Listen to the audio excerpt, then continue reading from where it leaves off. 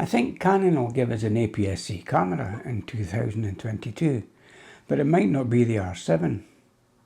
There are a lot of people hoping for the R7, and there's a consensus on what would be the perfect spec. But would it cannibalise other models? And will Canon deliver it? Today we look at the reasons for and against the R7, and which opinion you might win at the end of the day, as well as a possible roadmap for all of Canon's products in 2022.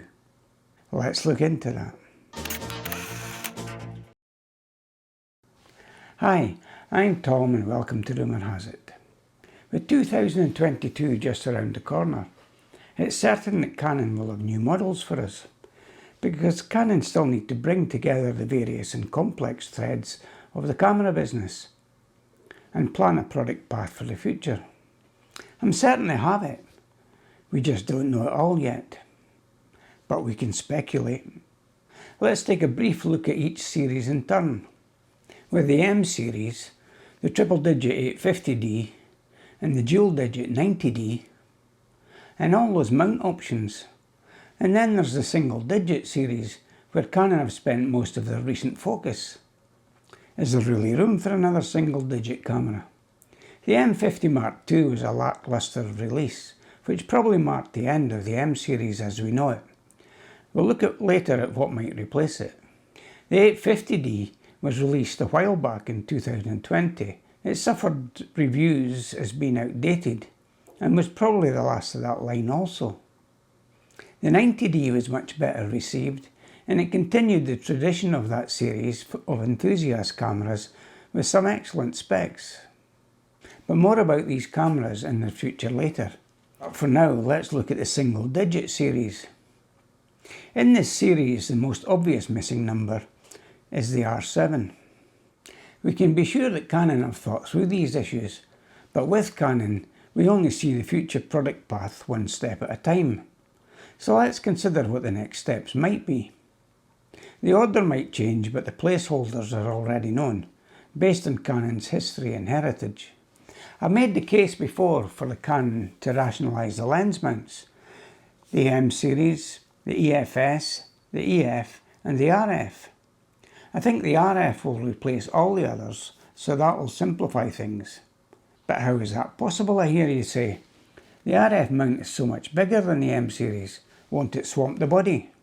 Let's look at that. As you can see, with some small tweaks to the body, it would be quite possible to use the RF mount, and this would be a great move for Canon. But what about the lenses? Well, it leaves the choice to the user regarding which lens they want to fit. The lower cost non-L lenses or the higher quality L lenses. This makes economic sense for Canon. It might also mean that Canon will finally open up the RF mount officially to those third-party lenses for lower cost options. Canon will likely also take the opportunity to rationalise their use of sensors. The M series replacement with RF mount and the triple and dual digit models could all use the same sensor, but more likely there'd be a few options in technology, like CMOS, back sensor illuminated and stacked sensors, as well as body size making up the model difference, and price. This means for the M series replacement, which we'll call the RS for now, we might even see a return of that much loved M5 in the form of the RS5, in addition to the RS6 and the RS50. Now look at the triple digit and dual digit series. This would be merged into one option for the enthusiasts with the R10. This takes account of mobile phones eating into the lower end of the market, which is why the 9000D and the 850D will disappear. This leaves us to ponder the single digit camera. Now we have the R5, the R6 and the R3, and almost certainly an RP replacement with an entry-level full frame, and of course the latest rumours about the R5C, which will be a video-centric version of the R5, priced to sit below the C70. This should prove popular, giving the camera the impressive video specs of the R5, but with no 30-minute time limit and no overheating. What's not to like about that? Then we expect the R1 development announcement in 2022, with availability in 2023. With all that going on, does it leave room for the R7? Let's look at why the R7 might not be released. With the R5 and its 45 megapixel sensor, we have the option to use crop mode, giving a 17.5 megapixel image. Also, there is now the 24 megapixel R3, which is proving to be an excellent low light fast action camera. Do we really need a pro bird and wildlife camera? Now let's look at why the R7 might be released. If the R7 is released, I don't expect it will be a bargain like the 7D Mark II was. The 7D Mark II had specs equaling the 1DX Mark II at the time and better than the 5D Mark III, albeit with an APS-C sensor. The R7 also had a pro body with weather sealing and dual card slots. On that basis, I'd expect the new R7 to be a cut down R3 without the built-in grip and very similar specs but in a crop frame APS-C sensor. And if Canon gave it a stacked 20 megapixel sensor, this would lessen the impact on the R6 and R5 or even the R3 itself. The lineup would be as follows: the R6 with a full frame 20 megapixel sensor, the R5 with a full frame 45 megapixel sensor and a cropped option of 17.5 megapixels, the R7 with an APS-C stacked sensor at 20 megapixels, and the R3 with a full frame stacked sensor at 24 megapixels. This would give the R7 a resolution improvement over the R5 in crop mode, yet not impacting on the full frame benefits of the R6 and its 20 megapixel sensor. And crucially, the R7 APS-C sensor at 20 megapixels would equal that of the original 7D Mark II. But such a spec would mean the price would soar. What's new, I hear you say? I think an R7 with these specs would sit firmly in the pro camera section and be priced accordingly. So what would we get for our money? And would you be willing to pay the pro price? Let's look at potential R7 specs. As you can see, an R7, in my opinion, would inherit most of the specs from the R3, but in a crop frame sensor.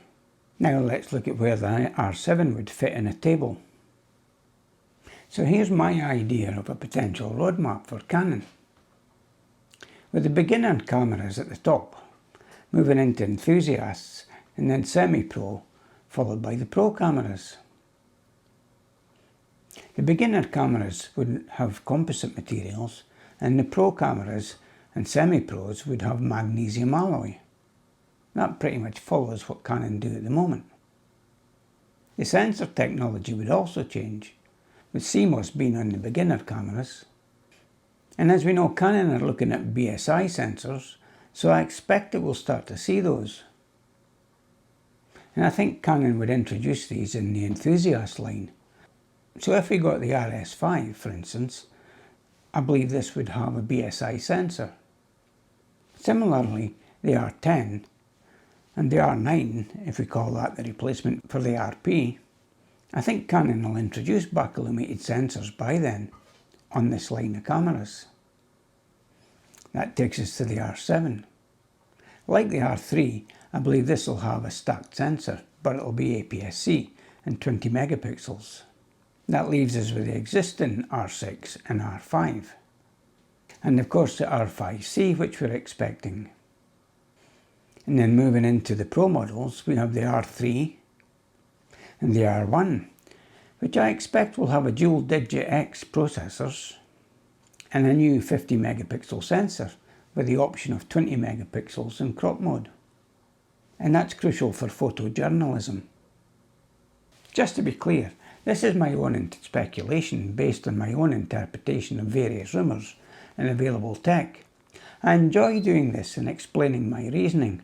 It goes with the name of the channel after all, and you knew that when you clicked here. Let's have your thoughts in the comments. Maybe between us we can correctly anticipate Canon's near future.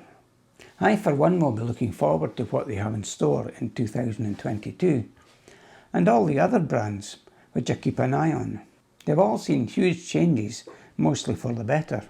But let's remember, if you're happy with your current DSLR and it meets your needs, there's no reason to update. just to have the latest model. In Canon terms, the M6 Mark II, the 90D and even the venerable 7D Mark II continue to produce great results. So I'd just like to wish peace and goodwill to all my subscribers. Happy shooting over the festive period. Get out there and capture your best shots. But enjoy the festivities, whichever tradition you follow. Now why not try this video next, which YouTube thinks will interest you, or perhaps this one might suit you better. And thanks for watching Rumour Has It. I hope you'll be back soon.